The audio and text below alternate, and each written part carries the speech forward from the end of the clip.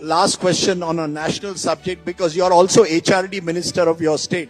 Now we are in Tamil Nadu, which has strongly objected to the national education policy, 3-language formula, believes that this is an imposition of Hindi through the back door.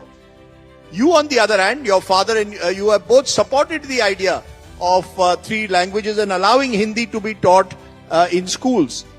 Why? There is a fear, you don't have the fear that Hindi will be imposed through the back door? Let's take a step back and let's talk about language, right? If you look at it, when I met the Honorable Minister in Delhi, Dharmendra Pradhan ji, he made it very clear that we should look at medium of instruction in Telugu, not even English. He said Telugu mein karna hai. Mother tongue is very, very important. But as an Indian, I know the importance of learning Hindi. I'm a product of 3 languages, English, Telugu and Hindi. My son is also a product of 3 languages today. And in Andhra, it's not just about 3. Why shouldn't our kids learn 5 languages? Today, our kids are learning German, Japanese, so that they can actually go work in those countries. Where opportunities are there, I think we should learn a language. And with all fairness, NEP has said 3 languages. It has not said Hindi should be the 3rd language. So what would you tell the people of Tamil Nadu today? Because their government is fearing the idea that this is Hindi through the back door.